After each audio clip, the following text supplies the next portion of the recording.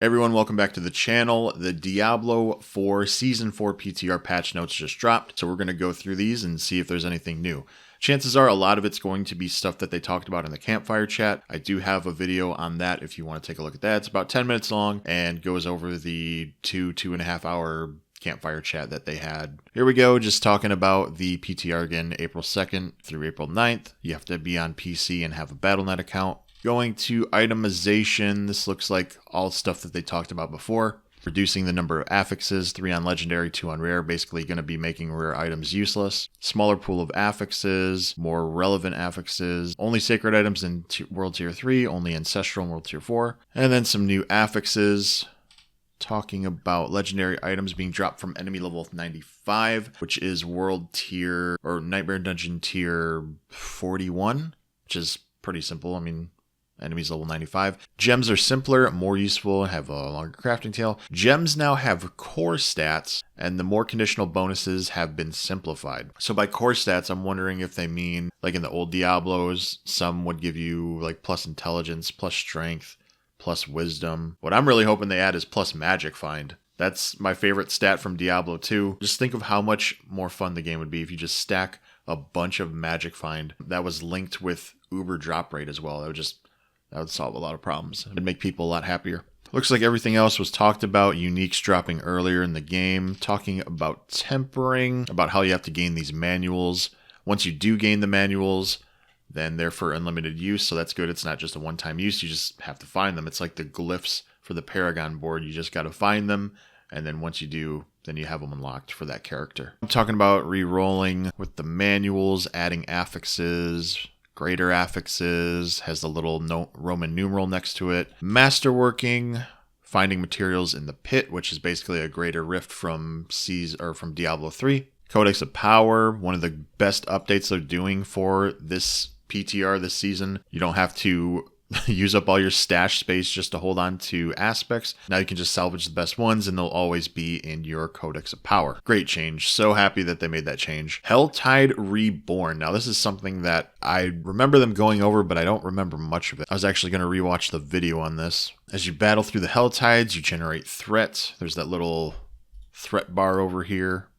Okay, how much will be determined by the difficulty monster and how often you're securing tortured gifts within Helltide. So sounds like this might be an incentive to open up the smaller gifts. 3 Helltide threat tiers, each increasing the danger and frequency of ambushes. And then we saw this in the video, the brief ambush frenzy of them just spawning, and then a final Hellborn spawn at the end of it. 5 variants representing each class in Diablo 4. That's pretty cool. Accursed Ritual. Baneful Hearts can primarily be earned through opening tortured gift chests and used at the Accursed Ritual. Deposit 3 Baneful Hearts to begin the ritual, and you'll be swarmed with a dense demonic ambush. Other players within your subzone will be alerted. Ritual. Oh, so this is just like the Blood Harvest with the 3 little altars, except now you need Baneful Hearts instead of the 150 souls or whatever it was. Okay, this ambush will climax with the arrival of the Blood Maiden, an immensely powerful demonic creature, blah, blah, blah. So that's cool.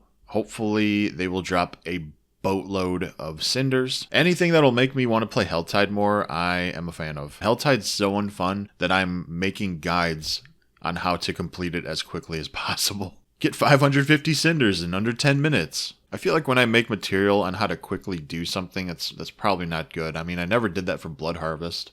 Okay, World Tier 1 and 2 adjustments. So they're adding Helltides to World Tier 1 and 2. All tortured gifts are mystery chests. No roaming bosses, no meteors. Can we just get rid of meteors altogether? That's just such an unfun mechanic. Less monster density. Okay. So, sounds like this is not really worth doing. Okay, greater rifts. I mean the pit. World Tier 4, get a priority quest.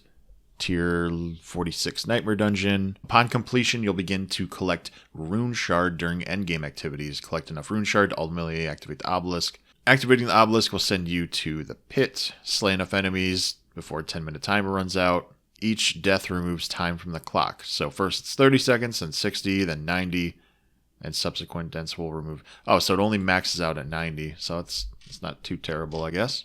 When you slay enough monsters and you get a portal to go to the boss, Killing the boss gives you the masterworking materials and unlocks the next tier of the pit. Killing the boss with 4 to 6 minutes to spare grants you an additional tier unlock, and then with 6 or more minutes gets you 2 additional tier unlocks. Okay, so that's good. You don't have to do one by one.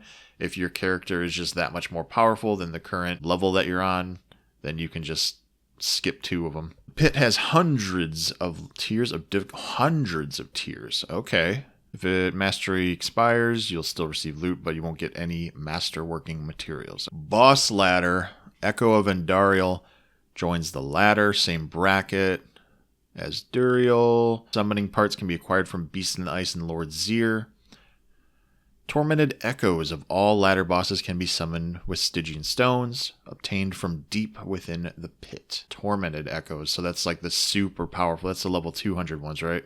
Yeah, level 200. Stygian stones are needed along with an increased amount of summoning materials, but fear not, they also drop more rewards. All items are 925. I would hope so if they're...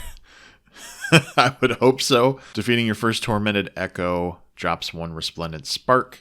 Alright, so you only need 3 more after that to get your Uber. I kind of wish they would go more in detail with the summoning parts. So you need the 9 Distilled Fear to fight the Beast in the Ice, and then you need the 9 Exquisite Bloods to fight Lord Zir. Are they just going to drop 1 of each, and then you need 2 of each, like Duriel, to fight Andariel? Because just farming Nightmare Dungeons is going to be enough to get your Distilled Fear up there. I think it's if you do tier 90 or higher in Nightmare Dungeons, then you get 3 Distilled Fear each time. But the problem is going to be Exquisite Blood, because the main way is you got to do Legion events, you got to do World Boss. Legion events are on, a 25-minute timer, and World Boss are, 3.5 hours. So that's going to be the main thing that's slowing people down, is getting these Exquisite Bloods to fight Lord Zir. But we'll see what happens. Hopefully they drop it down so you only need 1 of each, instead of Duriel where it's 2 of each material. But okay, features offered for testing. Upon entering the PTR and arriving at Kiyoshad, there will be an NPC named PTR Boost. What a name. They'll only have 1 dialogue option, which is to boost me to level 100.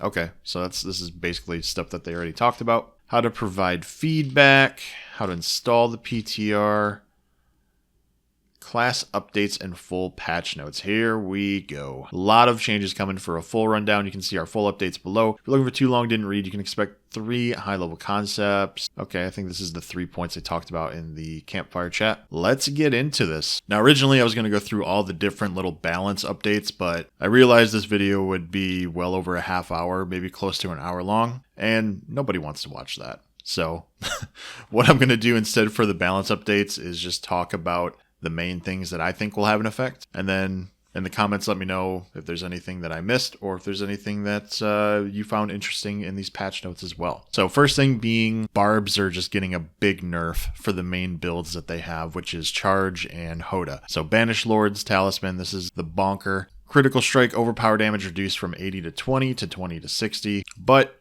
it's also reducing the resources needed for the guaranteed overpower. I'm wondering how much of an effect this will actually have when talking about boss killing, because you're still already dealing a lot of damage to Duriel or any of the other bosses. So reducing it to 20 to 60, it's obviously numbers go down, less damage, but I'm wondering how much of a big of a difference it'll make if you just got to bonk a couple extra times. If they're just getting rid of the 1 big bonk, that'll be interesting to see what happens. Tybalt's Will, it's a pants that everyone wears on a lot of builds, reducing the damage from Unstoppable to 10 to 20%. So I think it's good to nerf any item or any build or any skill that just has such an influence on what build you're going to do for that specific class. Obviously, Barbarians are crazy powerful right now, so we can see that with Barbarian. Charge being nerfed by 70%. The Hammer of the Ancients, so previously it dealt 1% X increased damage for each point of fury. Now it deals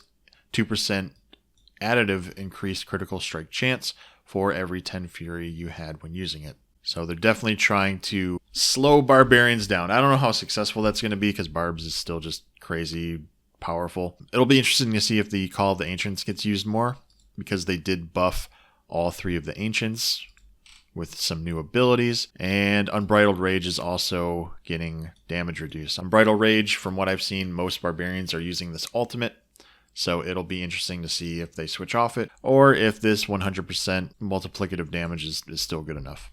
For Druid, it looks like Some of the spirit boons are getting buffed, and some of the skills as well. Shred in particular looks like damage increased by 10%, enhanced shred doing more healing, but there's also a aspect down here, the unsatiated, where now when you kill an enemy with shred, you get 20 spirit immediately. Then you also deal increased damage when you have above 50 spirits. So this will help a lot.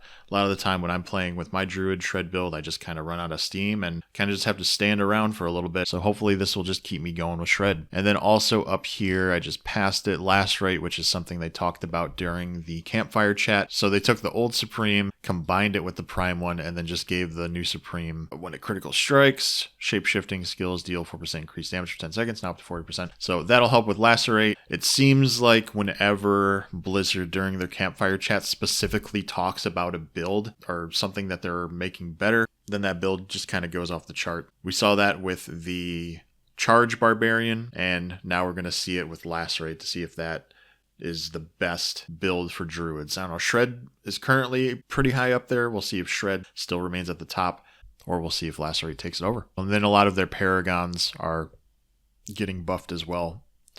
So a lot of their glyphs are getting buffed, as well as the Inner Beast legendary node. Talking about Necromancer. Necromancer is going to be a big one. They talked about how during the campfire chat they're going to increase the damage of minions, and they're even going crazier than that. They talked about in the campfire chat your golem can be activated while crowd controlled, and when you activate your golem's ability, it will also give you unstoppable so that you can get out of any kind of bad situations that you're in. So Book of the Dead got revamped, but the one thing I want to talk specifically are the bone mages. So now bone mages have a 25% chance to cast bone splinters or bone spear if it's on your equipped skills. So this sounds like it could be absolutely crazy. Some kind of hybrid of summoning and bone spear. So you'll have all these different minions just casting all these bone spears. And then I wonder if the Deathless Visage aspect will work with it. So then your army that throws all these bone spears, if they're going to have all these explosions after them as well, that sounds like it can get pretty crazy. A lot of the Book of the Dead, there's going to be a lot of new things with it. I'm sure Macro will create like an hour-long video just on Book of the Dead itself, explaining all the different things. And they're also getting rid of the Blood Mist movement speed reduction, and actually even including a new aspect for that, so that'll help if Infinimus is still a thing. I didn't play Necromancer for this season, but I played it seasons 0, 1, and 2. But this will definitely help if Infinimus is still a thing and still one of the most powerful builds and still like the survivability build for Necromancers. As I remember back in season 1, it was pretty much impossible to survive a tier 100 dungeon if you weren't playing Infinimus. Like just Bone Spear by itself wasn't cutting it.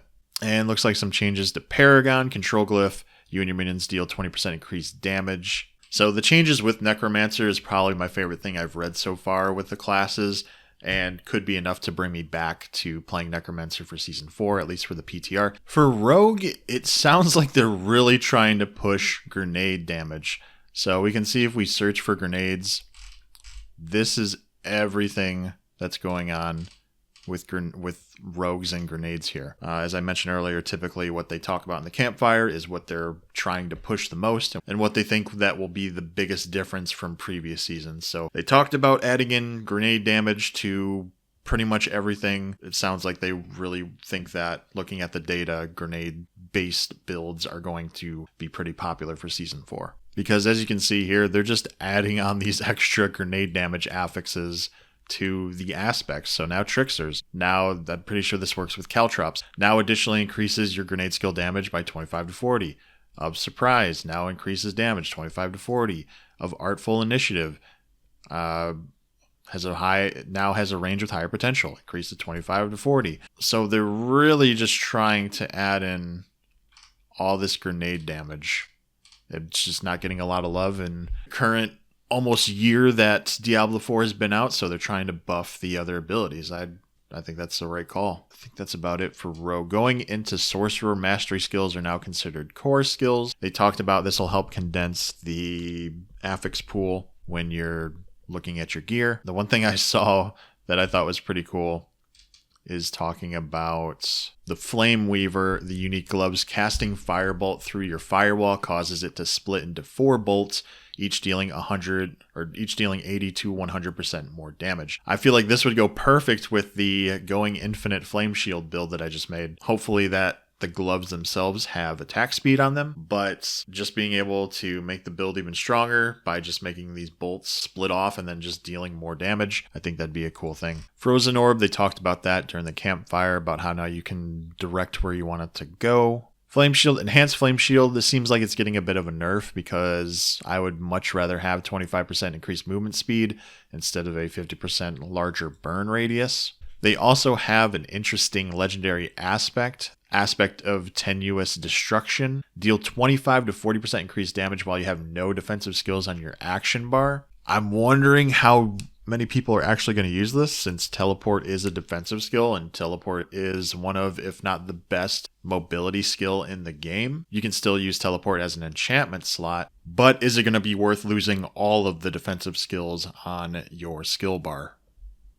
Another thing is Hydra. The baseline maximum amount is increased from 1 to 2, so you're just getting an extra Hydra. That sounds pretty crazy. So Bounding Conduit is one of the aspects that's being used on boots at the top ranks of the gauntlet for Sorcerer, and I think this is only going to just make it better. So previously you would gain movement speed for 3 seconds after teleporting. In a perfect scenario, you wouldn't even use this because you're just permanently dashing from point to point, but if you did get like a split second cooldown, you'd at least get that movement speed boost. Now it's just reducing teleport's cooldown by 1 to 2.5 seconds. After teleporting, hits 2 additional enemies for 5 seconds.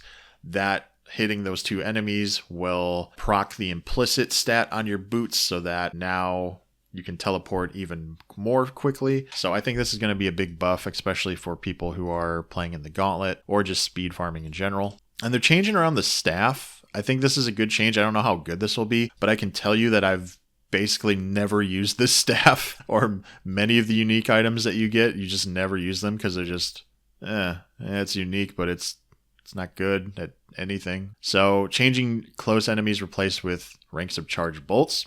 I have no idea if that's good, but it's a change. It's hopefully going in the right direction. And then looks like that's it for the classes. We've got some loot updates. All right, elixir updates. So all weak, strong, and potent elixirs have been removed and replaced with the following more powerful versions, which are available at level 50. So these are all elixirs. There we go, new elixirs. Elixir of Holy Bolts.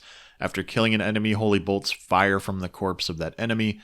Experience is gained by 6. Oh, these are different. I didn't even see that. Experience gained by 5, by 8, 5, 8. Okay, so there's only 2 ranks of each elixirs. I'm trying to zoom through this. But then the new ones give 6 for some reason. So they're only tier 1 elixirs, but we really want you to use them. So we're going to give them a plus 1% instead of that wussy 5% base. Elixir Momentum. After killing an enemy, increase movement speed by 3% for 5 seconds. It can stack up to 15 times. That sounds just like a lot of fun. After killing an enemy, it sounds like you're just going to zoom. That actually does sound like a lot of fun. Zoom out further. There we go. There we go. Crafting materials now have rarities associated with them. Notification. Search through your stash now supports filtering by item power. I don't know how useful that'll be. It's something, I guess, right? Drop item can be control-click. That's good. Hey, that's something that I remember seeing 20 years ago when I played Diablo 2. Trials. Players who earned a Seal of the Worthy for a given week in Gauntlet now have a 100% chance of being rewarded a unique item. Well, that's pretty cool. I mean, each cache was just giving us 5 items, typically 3 rares and 2 legendaries. So now that we actually get a unique, it's probably going to be a crappy unique, but hey, it's something. Mutter Lock chest now additionally drop 500 ovals. I don't think I've ever seen a Mutter Lock chest in the over 1,000 hours I played this game. Talking about Nightmare Dungeon rotations. So World Tier 3, don't really care about that. World Tier 4, is there anything that looks good? Rhymescar was good last season, or this season. Yeah, it's still this season. Rhymescar, Sanguine is good for XP. Burrows is good. Goa is still the GOAT in completing. Heathen's Keep is good. Yeah, I'm pretty sure we played almost every single Nightmare dungeon now. I think they ran out of rotations. Shift is terrible. But yeah, these look familiar. Deserted Underpass is good. Howling's good. Old Stones is terrible. Wretched is good. Commodore is good. So yeah, cool. Be making another tier list for Season 4. There we go. Legendary and Unique can now be traded. This only includes unaltered items. Imprinting, enchanting, tempering, or masterworking an item will bind it to your account. And it looks like that's about it. So cool. A lot of changes. Looks like a lot of classes are getting buffed. Poor Barbarians are getting nerfed with Charge and Hoda. I'm sure they'll still be one of the main Duriel bonkers. That's it for this video. Let me know if I missed anything, but that's about it. Thanks for watching as always, and I'll talk to you soon.